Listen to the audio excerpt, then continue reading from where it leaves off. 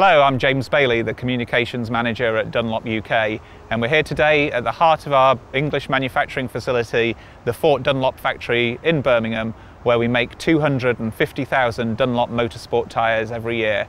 These are tyres that are used in a variety of different championships, ranging from the High Q British Touring Car Championship, the DTM German Touring Car Championship, and also, most importantly of all, the Dutch Supercar Challenge. And today we're going to take you on a tour of the factory. We're going to see the various stages in building Dunlop Racing Tyre, ranging from the raw materials, the secret ingredients that go into mixing the compound, and then the building of a tyre. Two stages of a manufacturing process, building the carcass and then building the finished tyre, which then is moulded and cured to make a Dunlop motorsport tyre fit to race in the Dutch Supercar Challenge. The first stage in making a Dunlop race tyre is to actually mix the materials together to form the compound. To do that, we mix together natural rubber, synthetic rubber, and a cocktail of other exotic materials that are then fed into a mixing machine to create the compound. That can include materials such as natural rubber, black natural rubber from our plantations that we have around the world, and that's mixed together with exotic synthetic rubber, and various different grades and versions of this come together with our other materials to form the compound. It's not just the synthetic rubber and the natural rubber that makes up the compound of the tyre. There's a whole mixture of other secret ingredients that go into there. Each one of these hoppers contains an ingredient, but a little bit like Coca-Cola or Dr. Pepper. Unfortunately, we can't tell you what's in there. That's our secret recipe. But these chemicals and these ingredients are mixed into the compound, which then goes through into the construction of the tyre.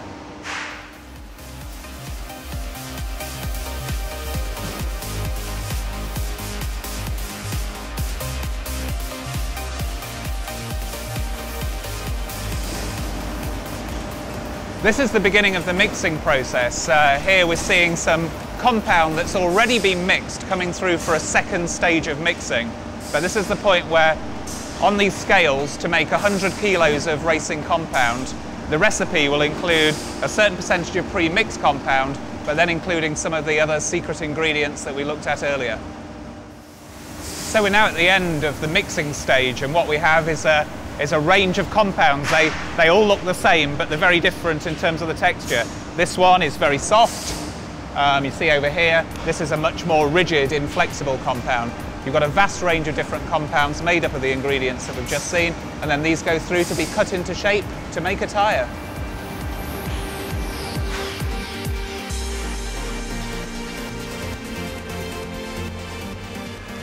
What we're looking at now is the extruding machine. Extruding is the process of actually taking the rubber compound and turning it into the various components, the various shapes of rubber compound that are needed for the production of the tyre. These can be sidewalls or components used in the tyre, or in this case, rubber compound that's been cut into the tread face of the tyre.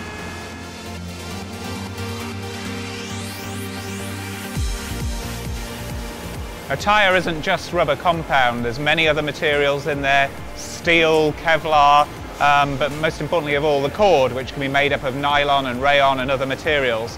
So you've got this giant sewing machine, which is winding together the cord, and then it's fed into the calendering machine. Calendering is the process of coating this cord with rubber that then enables it to be part of the curing and the moulding process and form the construction of the tyre later on. Okay, well this is the first stage of tyre building. We've now got all the components. We have the compound, we have the extruded materials, and we have the plies. This machine and this operator are bringing all of those elements together. So the first part of the tyre to go on is actually the inner liner. This is basically the part of the tyre that keeps the air in. It's the bit that when you look on the inside of the tyre, it's the part of the tyre that you'll be able to see. Using the laser guided guides above him, is cutting these accurately to shape, but it's still very much a laborious, labour-intensive process. The next stage going on is the first ply of the tyre. This particular tyre has two plies, and the ply is made up of rubber compound but also calendered material, and that gives the basic strength and construction to the tyre.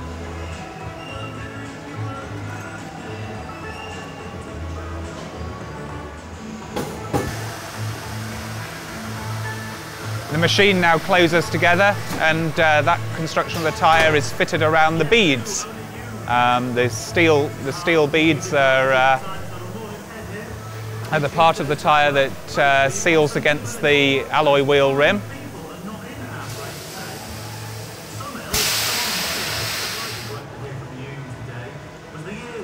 And then there's other elements of the construction of the tyre that have to be added to it.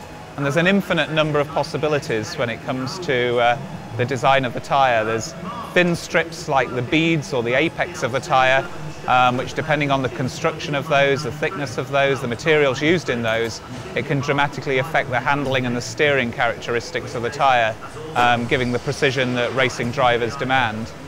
It's the feedback that comes from the drivers, from the engineers, which allows us to make these detailed changes to the construction of the tyre and give the handling that the drivers and the teams require.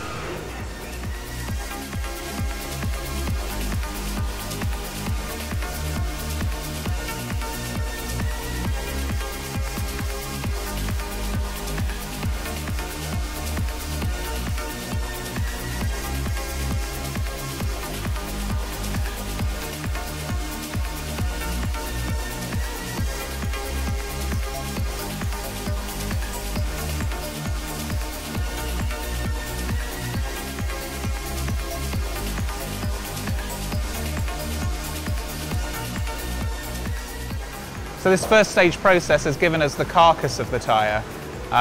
The elements within this, the apexes, the chafers, the beads, these are the things that create the handling characteristics of the car.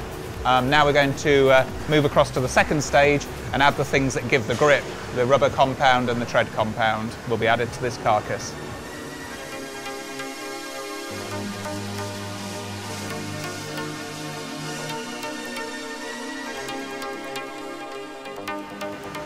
We're now at the second stage of tyre building.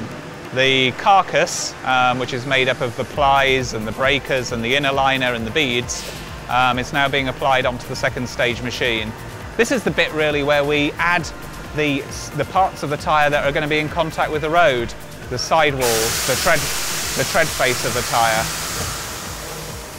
So in a moment we'll see the tread coming down off the machine to be applied onto it. The tyre will be inflated to give it its correct shape. The tread will be applied to it, and the end result from this is something that's going to look very much like a tyre, apart from the lack of mouldings and tread pattern on it.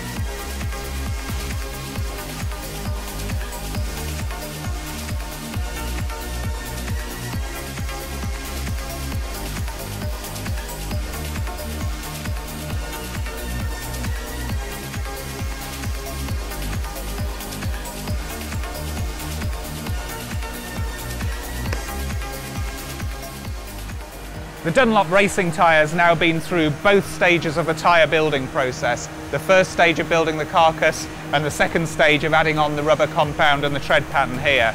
The next stage is to turn it into a tyre, to mould it. Over here we've got a mould. This particular mould is for a historic racing tyre, so you can actually see the tread pattern inside the mould. If it was a touring car tyre, it would be a slick tyre, so you wouldn't see that, but it would still be the point that the words Dunlop and the size of the tyre will be put onto the sidewall. But this is it's like baking a cake, it's the recipe. However, how long we put it in the mould and the temperature that we mould it at is critical to the end product. In this particular case, this tyre is going to be cooked to 166 degrees for about 30 minutes. And the end product will be a racing tyre that, after quality inspection, is ready to hit the racetrack.